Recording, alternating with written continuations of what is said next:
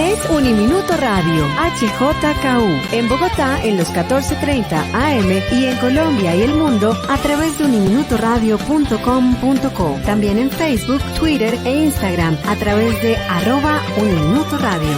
La radio universitaria está aquí.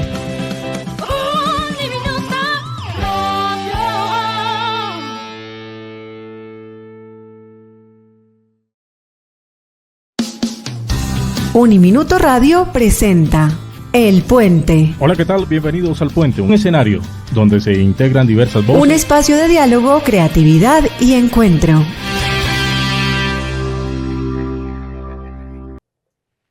Un saludo muy especial para toda nuestra audiencia de Uniminuto Radio. Estamos aquí desde este maravilloso programa de El Puente, donde vamos a tener un gran invitado particularmente en este día, que yo sé que ustedes lo han visto, lo han escuchado, lo han tenido de cerca casi pues en esta franja de este maravilloso programa y que hoy justamente va a ser nuestro invitado estrella. Pues le queremos dar la gran bienvenida a nuestro profesor Víctor Rojas. Víctor, bienvenido al Puente. Es raro de pronto invitarte o saludarte a este espacio, pero es que vale la pena. Angie, qué alegría estar contigo, de verdad, gracias por darme la oportunidad de estar además en este lugar, al otro lado de la silla, al otro lado de la mesa de grabación y además tan bien acompañado como contigo. Pues no más que yo, pero bueno, yo les quiero contar, quizá, no sé si en las franjas del Puente se haya hablado un poco de ti, pero sí les quiero contar un poco de la trayectoria de nuestro profe Víctor. Yo le digo profe porque pues soy parte del equipo de comunicaciones de aquí de Uniminuto y siempre hemos estado como en esa relación. Pues el profe Víctor actualmente dirige el Centro de Investigaciones Marfil. Él es filósofo y teólogo y educador además de profesión. Y bueno, actualmente impulsa proyectos pedagógicos de transformación social a través del pensamiento filosófico, especialmente en contextos de marginidad. También él es especialista en filosofía para niños y en formación de formadores, con una trayectoria muy consolidada en educación en cárceles, escuelas rurales y programas comunitarios. El profe Víctor ha sacado una publicación maravillosa, que sobre ella es la que vamos a hablar, que se llama ¿Tus papás siempre dicen la verdad? Y es parte de esa colección del Centro Marfil que busca abrir espacios de indagación, ética y afectividad, desde preguntas profundas que surgen en la infancia. Pues, profe, me encanta este nombre, o sea, de verdad, la rompiste. Tus papás siempre dicen la verdad. Y me parece una pregunta demasiado poderosa porque además cuando somos niños, yo creo que no hay figura más idealista que la de nuestros padres. Entonces es muy disruptivo que un libro te diga, oye, tus papás siempre dicen la verdad. Entonces, profe, cuéntanos un poco de esta pregunta. ¿Por qué titulas a este libro de esa manera? Pues Angie, gracias primero por esa introducción, esa presentación que haces. Para mí es un gusto seguir explorando maneras para activar o formular el desarrollo del pensamiento. Es un poco en lo que me ocupo y es en lo que se ocupa el Centro de Investigación Marfil y es en buscar maneras para que pensemos mejor. Y yo creo que todos necesitamos hacerlo. En la vida cotidiana necesitamos fórmulas, ideas, estrategias para pensar mejor. Nos equivocamos constantemente tomando decisiones, nos equivocamos constantemente y los niños son a veces un blanco fácil para todos los errores que cometemos los adultos. Entonces este nombre que tú señalas tiene una característica bien interesante y primero es que la pregunta está dirigida a los niños. ¿Tus papás siempre dicen la verdad? Normalmente a veces los cuentos infantiles tienen nombres de adultos puestos por adultos e incluso muchas veces presentados para los adultos. Incluso a veces puede tener una intención comercial porque es el papá finalmente el que va a comprar el libro. Entonces el autor a veces puede decir, este nombre puede ser atractivo para el papá, pero ¿será atractivo para el niño? Es más, yo creo que este nombre de pronto no es tan atractivo para el papá. No. Pero yo sí te lo digo porque tengo un... Así es, entonces claro, tú como papá, no, aquí van a dudar de mi verdad y de mi estructura de poder y demás, yo no le voy a comprar este libro a mi hijo. claro, nos da mucho susto poner en manos de nuestros hijos elementos que puedan ir en contra de nuestra autoridad o en contra de nuestras nociones de verdad y de nuestras creencias y juicios. Pero la idea es que el chico lo ayudemos a pensar por sí mismo y él se está haciendo la pregunta. De hecho, es una pregunta que un mismo niño se hace. Se hace constantemente un niño esta pregunta. Llegamos a un momento de la vida en el que empezamos a poner en cuestión ciertas cosas y el niño está en un desarrollo tan importante que empieza incluso a poner interrogantes a algunas de las grandes verdades de los papás. Y es un poco lo que pretende esta sugerencia de nombre, Angie. Profe, yo sé que has tenido una larga trayectoria en todo lo que es filosofía para niños. Yo te cuento que cuando era niña, fue la primera vez que escuché este término fue justamente en mi colegio, me daban filosofía para niños. Amaba esta clase mucho porque era un espacio para pensar, hasta nos tirábamos en el parque, la profesora nos hacía preguntas, me encantaba. Y siento que va muy en sintonía con cómo los niños se preguntan la vida, pero cómo también esas preguntas son tan valiosas para afrontar la vida. Y a veces como adultos no le damos el sentido y el poder de las preguntas de los niños porque lo vemos sin sentido, ¿no? Así es. A veces creemos que las preguntas de los niños las tenemos que evadir porque a veces son tan profundas y tan complejas que no tenemos la respuesta inmediata. Entonces los adultos y los papás a veces somos los que carecemos de herramientas para poder acompañar ese momento de indagación que tiene el niño. El movimiento de indagación del niño es natural, ese momento de exploración es natural. Todo lo hemos tenido, todo lo hemos vivido. Lo que no es natural es la forma como lo estamos acompañando.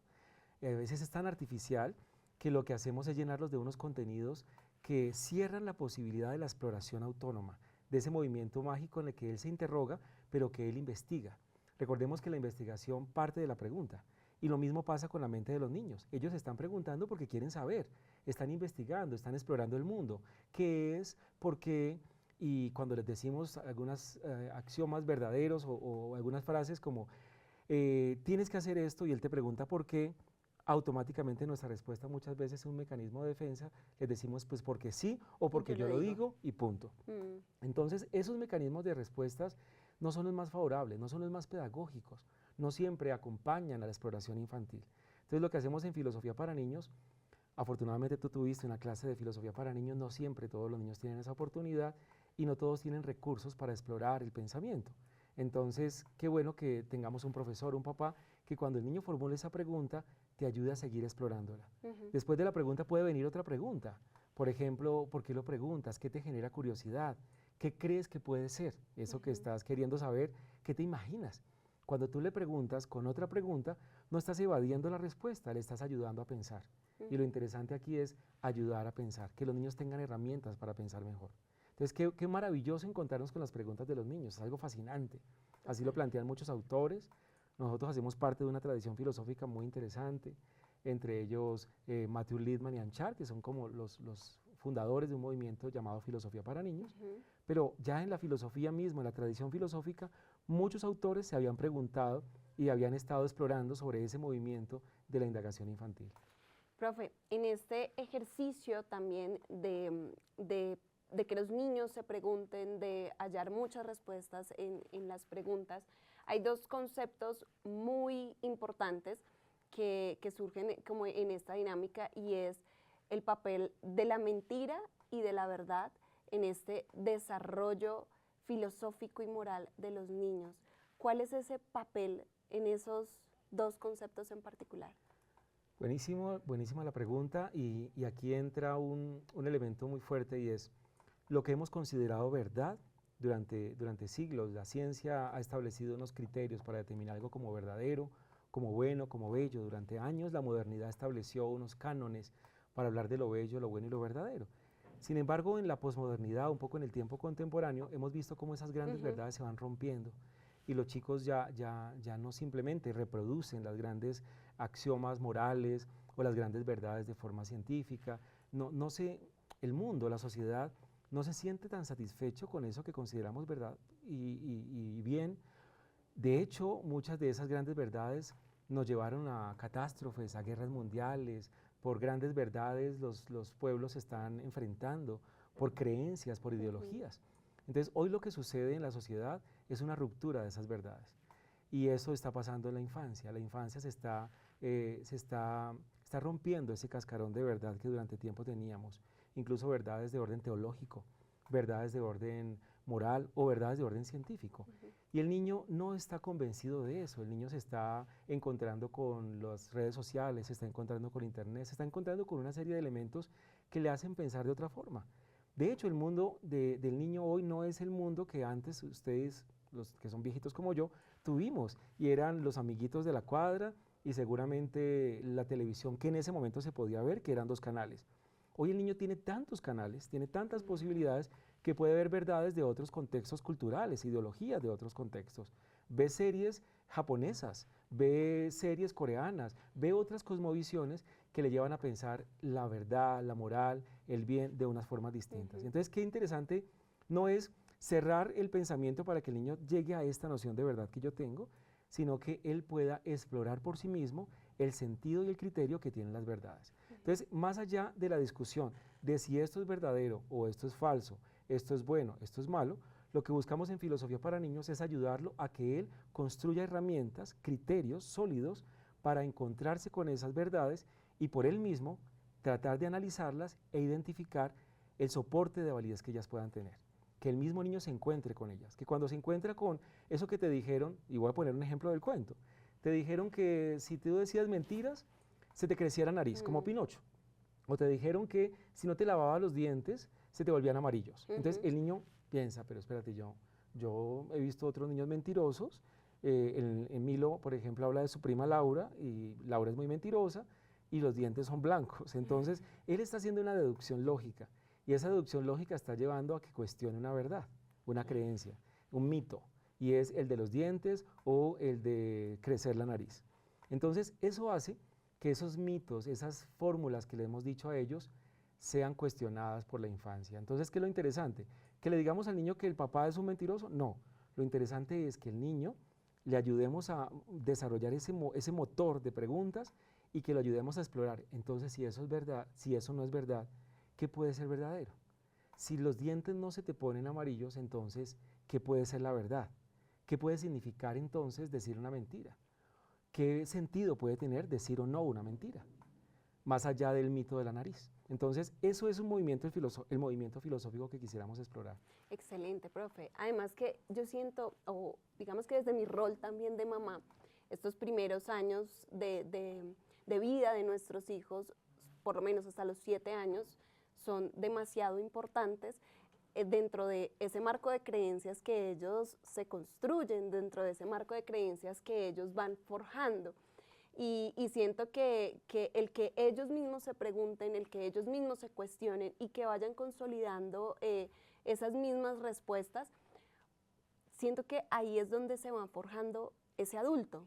O por lo menos desde tu rol y desde tu experticia, profe, ¿cuál es el impacto que tiene esta etapa tan poderosa de preguntas, de respuestas en su adultez? Gracias por la pregunta. La infancia es un momento privilegiado para la construcción del pensamiento. Es un momento privilegiado porque hay una naturaleza, porque hay unas preguntas auténticas, genuinas, porque el niño desea saber, porque el niño se asombra. Dice, por ejemplo, un autor como Jasper, que es un filósofo alemán muy interesante, y plantea que justamente el movimiento de la infancia tiene unas cualidades como el asombro, como la duda, como la perplejidad ante lo desconocido, como la capacidad de indagar. Y esos movimientos que son tan propios de la infancia son auténticamente filosóficos. Y son filosóficos en el sentido del deseo de conocer, el deseo de explorar, el movimiento de la razón y del pensamiento hacia el conocimiento, hacia ese despliegue por alcanzar un saber. Y eso en la infancia es privilegiado porque el niño aún está encontrándose con el mundo, es un momento de encuentro con lo externo, es un momento en el cual él quiere información, pero también quiere criterios, razones. Entonces, si nosotros acompañamos ese momento inicial, tendríamos una potencia final, un sujeto que tiene elementos, que tiene herramientas para jugar con las preguntas, para buscar criterios, para buscar razones, para hacer deducciones, tiene herramientas para hacer comparaciones, para hacer analogías. Toda esa serie de elementos los trabajamos en Filosofía para Niños y consideramos que si lo hacemos desde los 3 años y empezamos a cultivar en ellos, vamos a poder asegurar no un futuro, sino a cualificar a una persona, porque entendamos que el sujeto, el niño, es un sujeto, es una persona que tiene la necesidad de pensar mejor, como todos, como los adultos. Solo que, ¿qué pasa en los adultos? Ya estamos tan cerrados, tenemos el foco de conocimiento, de comprensión tan estrecho, tan cerrado, estamos tan asentados en nuestras creencias, en nuestras verdades, en nuestros paradigmas, que es muy difícil moverlo. Es muy difícil abrir el espectro de comprensión, cambiar mi perspectiva. Entonces, por eso se hace tan difícil. No significa que no se pueda. La filosofía para niños se debería hacer en todas las personas, pero puede ser más complejo buscar que el adulto haga ese movimiento de la razón y el buen uso del ejercicio del pensamiento. Claro. Profe, ¿sabes? Es la pregunta del libro a mí me parece muy ganadora. No sé si tuviste para la lección de este título, no sé, alguna asesoría y demás, porque es un insight poderoso para un público en específico, y es para los niños. ¿Por qué elegiste partir del asombro y la sospecha justamente para llegar a un público en específico que era los niños, como tú lo dijiste? No está pensado para ser atractivo comercialmente para el papá, que es el que tiene, digamos que el poder económico, sino para que el niño pase por la librería y le diga al papá, yo quiero ese libro, yo quiero ese libro. Así es, queremos desde el momento en el cual el niño se acerque al libro, que haga uso de sus propios recursos para pensar, para decidir, que el mismo niño elija. A veces le vendemos al niño un libro que tiene un superhéroe, le vendemos al niño un libro que tiene algo que lo atrae, entonces eso se vuelve un gancho comercial.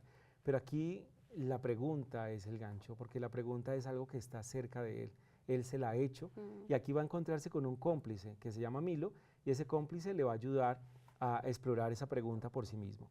Hay muchas inspiraciones para la pregunta, Angie, y dentro de ellas está mi propia experiencia como papá, mi propia experiencia en la que muchas veces tuve que recurrir a los mitos, a las fantasías, a las creencias, para tratar de provocar algún tipo de comportamiento en mi hijo o en mis hijos.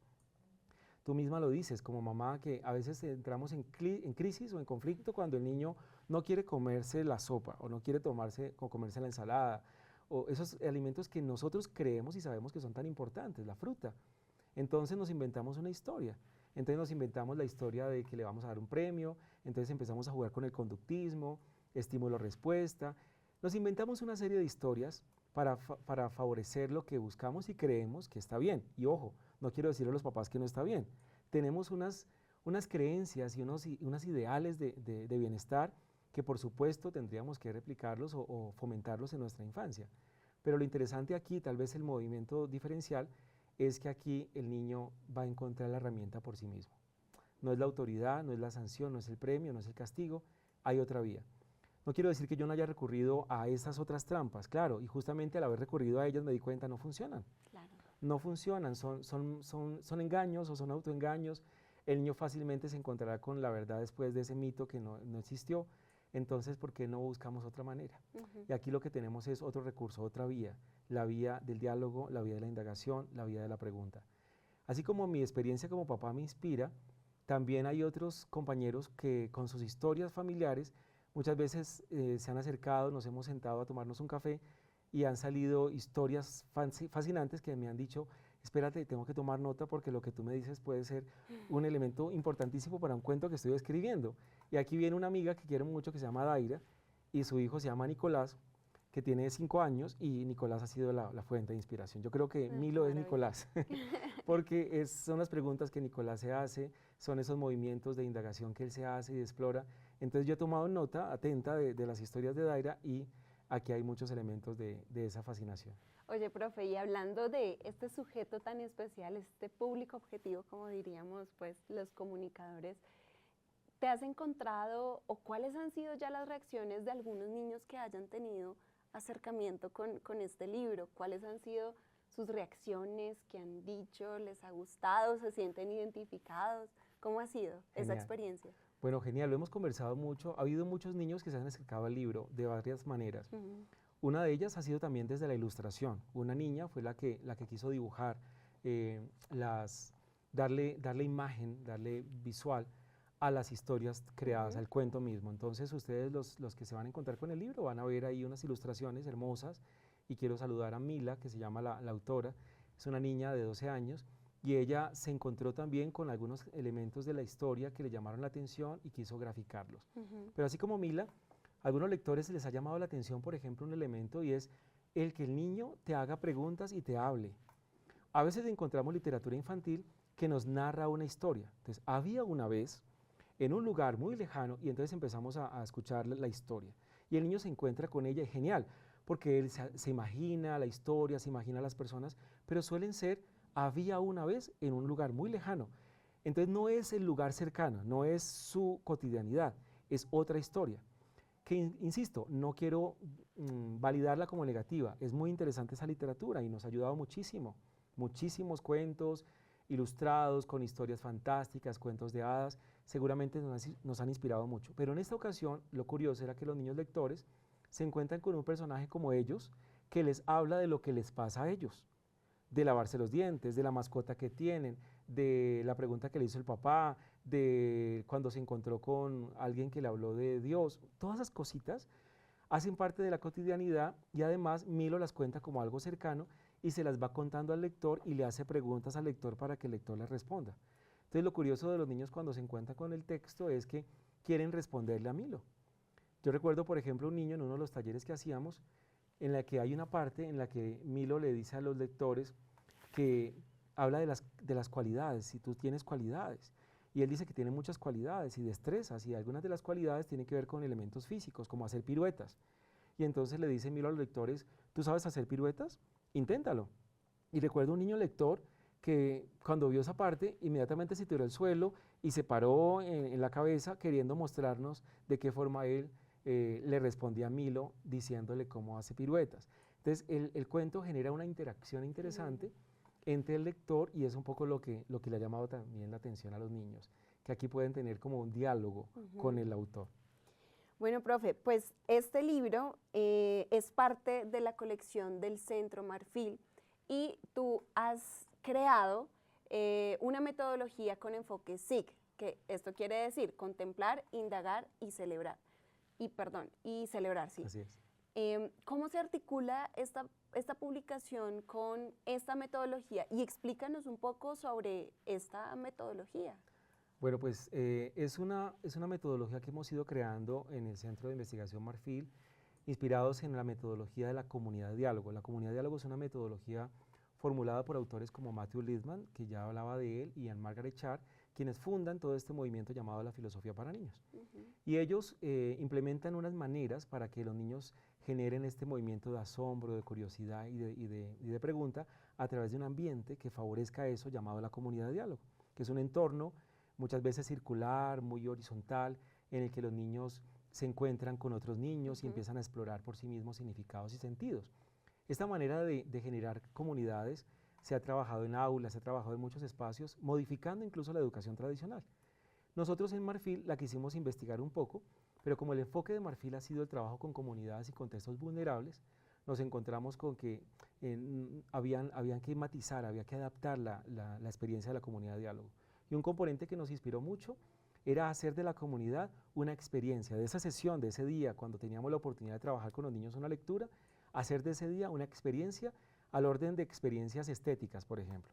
Una experiencia estética es como cuando tú escuchas una canción, la escuchas, se conecta tanto contigo que tú incluso empiezas a tararearla y a mover, entonces participas de la canción. Este movimiento es una forma de participación.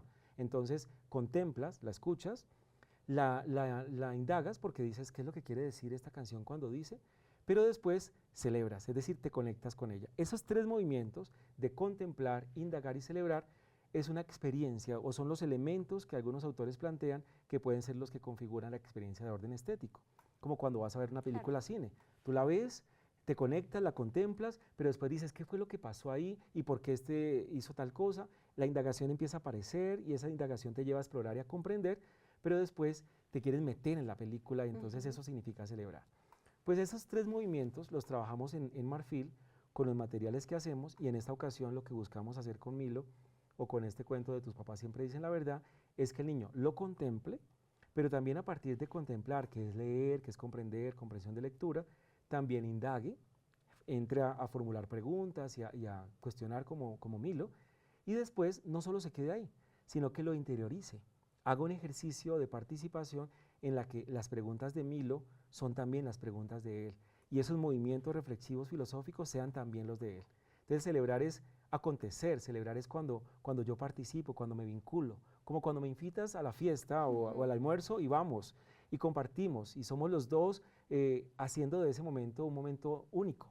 Así buscamos que sea la lectura de Milo, un momento único en el cual contemplemos, indaguemos y celebremos. Esa es la metodología SIG que manejamos en Marfil. Yo creo que indudablemente se vive y que creo que los niños también en primera fila están allí para contemplar, indagar y celebrar.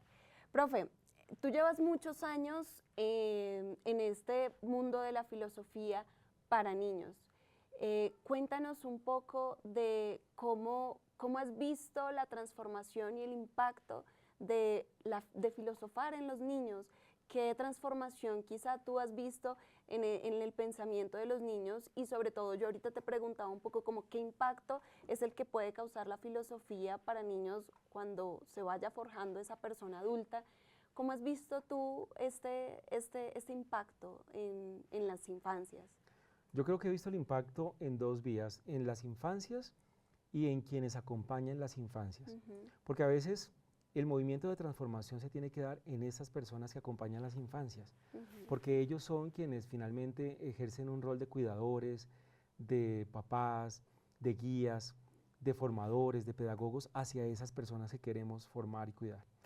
Entonces, cuando logramos ver la transformación en ellos, eureka, bingo, lo logramos, porque ellos ya se desmontan de las estructuras tradicionales en las cuales se pretende imponer una verdad, decirle al otro lo que tiene que ser o lo que tiene que pensar, pero cuando veo que el profesor o el maestro o el educador se transforma en eso y logra darse cuenta que no, que la vía es ayudando al otro a que piense por sí mismo, yo digo, fascinante, ahí tenemos un logro y ya después vamos a ver la transformación en la infancia, cuando vemos que ellos están generando preguntas, están explorando, están cuestionando, están pidiendo la palabra porque quieren participar, porque no solamente quieren responder la pregunta del profesor, sino que quieren formularle al profesor una pregunta. Entonces, claro, cuando veo eso, me fascino, pero me fascino mucho más cuando veo el movimiento de los papás, porque creo que la infancia lastimosamente está bombardeada por tantos adultos, está enmarcada en un adultocentrismo, está inspirada en las formas como los adultos pensamos, y eso es lo que le imprimimos a las infancias. Usted tiene que ser así, y eso nos pasa como papás, y es natural porque pretendemos lo mejor para nuestros hijos. Entonces hay una pretensión muy sana, pero ojo, porque esa pretensión sana nos puede llevar a formar personas que no son ellos, y cuando ellos se encuentran consigo mismos, entonces hay unas respuestas fuertes y duras en las que muchas veces cuando quieren salir al mundo no logran encontrar la forma y buscan otras salidas que a veces son muy lamentables. Entonces qué bueno que hoy en la sociedad que estamos, los adultos nos demos cuenta que tenemos que acompañar más a las infancias, no para decirles lo que tienen que ser, sino para acompañarlos a que descubran, a que se reconcilien con ellos mismos y hagan uso de sus propias facultades del pensamiento, entre ellas el juicio, la razón, la decisión, el pensar. Entonces, yo soy profesor y soy profesor de educadores infantiles, soy profesor de licenciados en filosofía, acompaño diferentes procesos de formación, entonces ahí es donde yo digo, qué bueno que el profesor cambie la manera de enseñar y ahora sea más dialógico, y ahora el papá sea más dialógico, ahora el papá imponga menos. También soy teólogo y como teólogo también participo de espacios de predicación, de enseñanzas, y ahí entramos en relación la filosofía y la teología de una forma muy interesante, como he querido encontrarla además. ¿Cómo podría yo hacer teología con filosofía para niños, por ejemplo? Y es cómo ayudamos a que la persona se encuentre con Dios desde sí mismo. No con la forma, porque muchas veces enseñamos la teología como de forma terrorífica, y es que le decimos a la persona que si no cree en Dios se va a condenar, o le montamos unos paraísos porque cree que si cree en Dios entonces va a ir al cielo. Entonces, esas lógicas no están basadas en la autonomía, están basadas en la condición de doy y me das. Entonces yo rezo para que Dios me dé. Entonces es una especie de transacción financiera medio comercial, pero no necesariamente natural. Cuando logramos pensar por nosotros mismos, incluso tendríamos criterios para creer, incluso en Dios. En Milo, él se pregunta en algún momento si eso que le han dicho de Dios también es verdadero. Y lo interesante es que el niño se encuentre con eso. Y aquí una anécdota, Angie, y es que un día, dialogando con mi hijo, me dijo que no creía en Dios. Eso me hizo pensar que yo había fallado como teólogo, porque no le había enseñado a mi hijo a creer en Dios. Pero después descubrí que no había fallado como teólogo, o que de pronto sí, pero que no había fallado como filósofo, porque él por sí mismo había descubierto razones para creer o para no creer. Lastimosamente en esa ocasión, para no creer, porque seguramente lo que vio a su alrededor no le inspiró a Dios. Entonces ahí tendríamos que trabajarlo.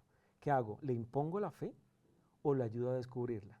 Ahí tenemos el reto. Con Milo lo que buscamos es que las personas descubran por sí mismos la verdad o no.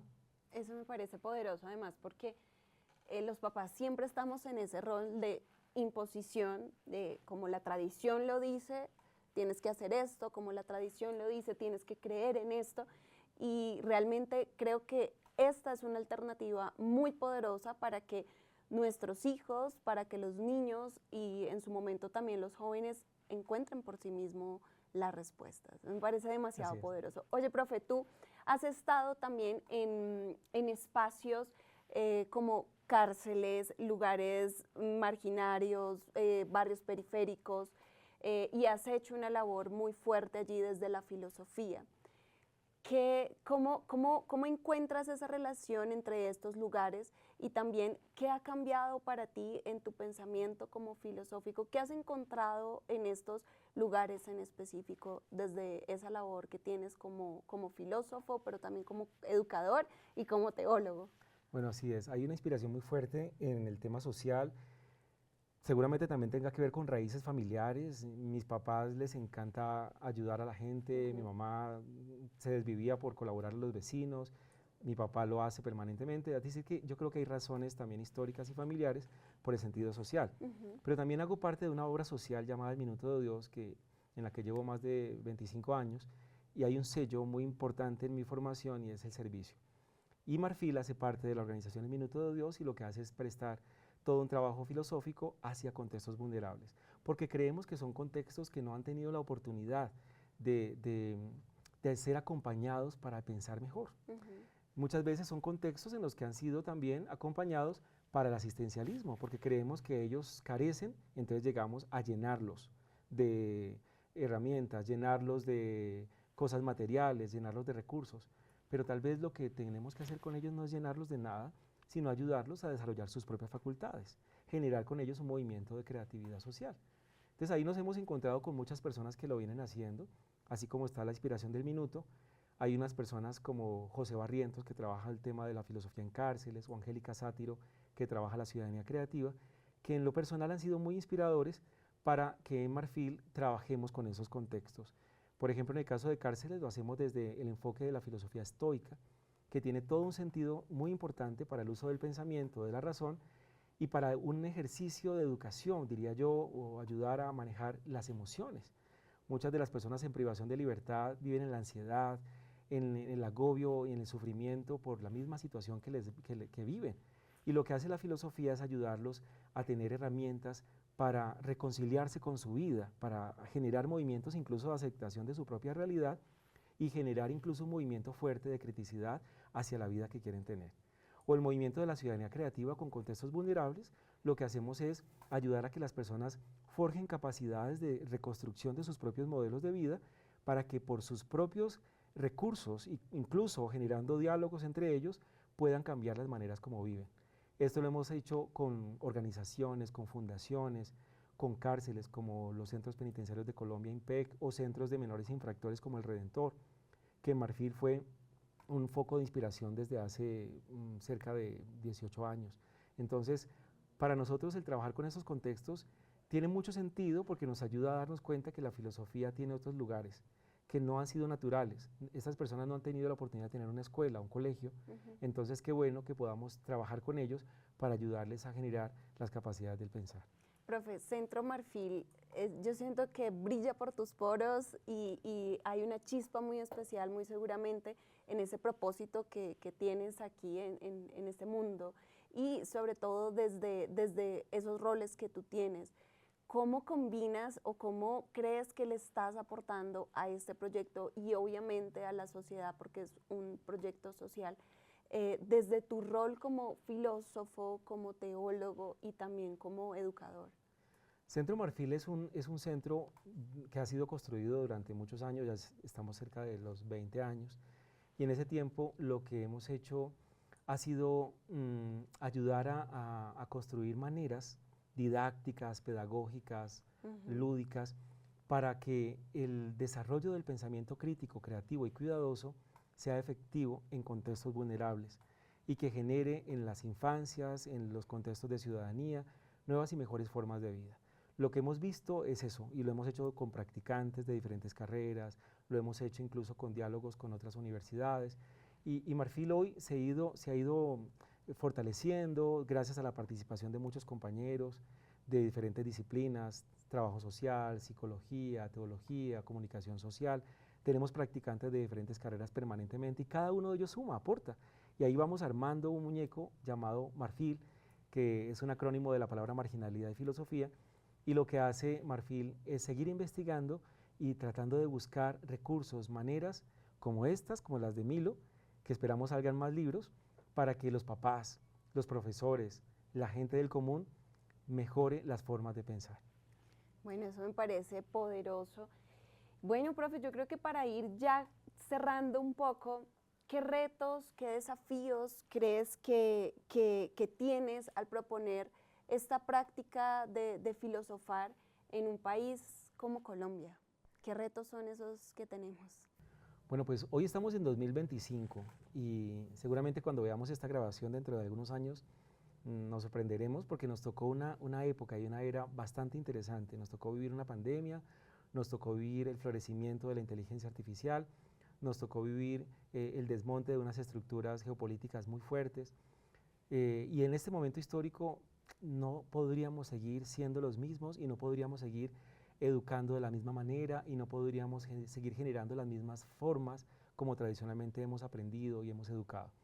Hoy tenemos un reto y Filosofía para Niños tiene una manera muy interesante de hacerlo y es a través de la facultad del pensar, a través del pensar por sí mismo. Creo que en medio de una sociedad en la que estamos delegando a un artefacto tareas como el ChatGPT o como Gemini, bueno, tantos, a quienes tenemos como asistentes y nos están ayudando muchísimo, indudablemente, pero en la que las decisiones, los procesos mentales están ahora siendo delegados, no podemos quedarnos paralizados como seres humanos. Tenemos que seguir entrenando el pensamiento.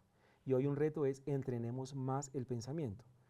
Pasa como el gimnasio, si yo no ejercito, mis facultades físicas se van paralizando, se van bloqueando y eso es blanco de enfermedades y demás.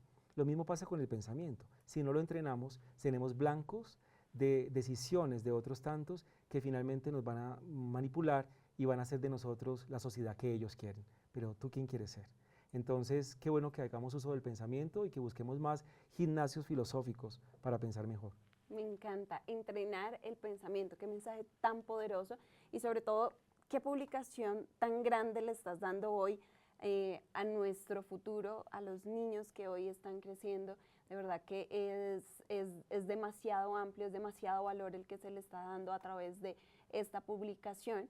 Y por eso, profe, yo te quiero preguntar, ¿dónde podemos acceder a estas publicaciones? ¿Están en digital o solamente físicas? ¿Y en dónde las podemos encontrar? Y además, ¿tendremos más?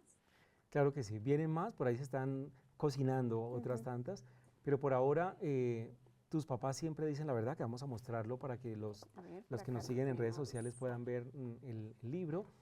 Tenemos, gracias Angie, ahí estamos viendo, tus papás siempre dicen la verdad, lo tenemos en el repositorio de Uniminuto, pueden buscarlo así, tus papás siempre dicen la verdad, colocan Uniminuto, e incluso los que nos están viendo en otros lugares del mundo lo pueden descargar porque está con acceso abierto Y los que lo quieren tener en físico, aquí en Bogotá lo tenemos en el Minuto de Dios.